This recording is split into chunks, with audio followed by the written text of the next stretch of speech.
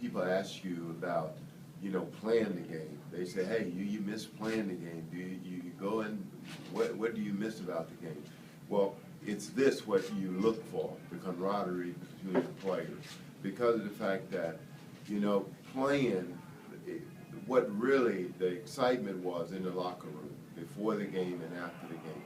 And that's what a lot of people did not see. And I think as a player, that's what you miss. As Wes said, I get to see him at shows. I see Bobby and talk to Bobby all the time. But so many of the guys that I didn't get to see. And so to come together like this, to see guys who made such a major impression and indention into your lives, because for my career and basically for Wes' career, if we don't win a championship, you're always governed by that, because they'll say, well, you're a great player, like Charles Barkley and Karl Malone have to go through. They'll say, you're a great player, but could never win. So this really put the cherry and the cap on our careers to make us really say, hey, these guys are winners, these guys are great players. What was it like to relive '78 when you saw that intro and all the pictures and all that? Talk a little bit about what you were thinking about and what was going through your mind when you saw that and heard the introduction. Well, seeing Bobby make that last dunk shot and all of a sudden waiting for that clock to run out, seemed like it would never run out. And then all of a sudden it's over. That out of all those years, that everything was compressed in you and compressed down, all of a sudden could be let loose and go. And because we had been there before, Wes had been there twice, I'd been there once, and we got beat 4 in a row, and so we experienced that. But then you experience this. There's just nothing like that. Wes, you want to talk a little bit about the nostalgia? No, man, the only thing I was looking at, I had hair. That's what I was looking at. No, it was basically the same thing. It was, Speaking from Mike. oh, sorry. It was the type of thing where,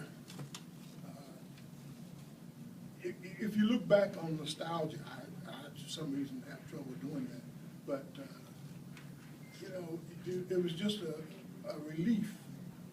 I remember, I've been thinking all my life, for as long as I can remember, you see guys, break champagne bottles open and throw champagne over each other when you win it. And I remember all I was thinking was, look at I can go back and go to bed. We played over 100, close to 100 games that year. Yeah. And I never realized just how physically tired I was. That was the only thing I was thinking about. I remember Mr. Poland came up to give me a hug, and I grabbed him by the shoulders because I was actually getting him to hold me up. I was physically gone. My wife told me I just went back to the hotel, and that was it. I don't remember anything till the next day. It took you guys almost 17 days to complete that whole final. So how key was that a part of just, you guys in an older team coming off that tough series against Philly? How key was that, the length of time for the finals? Well, they kept dragging it out because of TV. And, but you got to understand, not until the end did we fly a private plane. Yeah. Most of the time that was commercial and buses and everything else. Can you talk about what Bobby Dandridge meant to the team in defending Dr. J and just adding another dimension to the offense? Well, we always knew we had pieces missing. We thought I knew that he and I could deal with whoever they could throw against us. That wasn't an issue. And obviously Bob and Abe realized that we were needed of help at that small forward position. And, I told people, anybody would listen. There is not anybody that I would want to see with the ball in a critical situation than Bobby D. I mean, he's going to make something happen. It might not be everything that you want, but he was going to make something happen.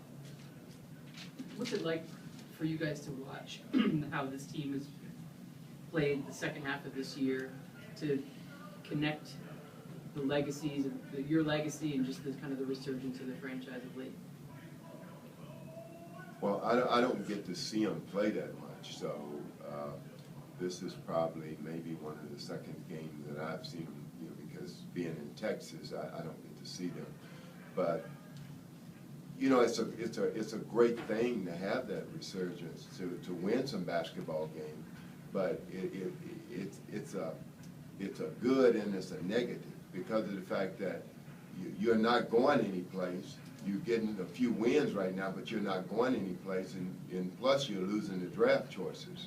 And so you're getting in an area that you're not going to be able to get a good player. So is it good to win, or is it good to, be happy about winning a few games, but what good is it going to do? Well, this is where he and I disagree.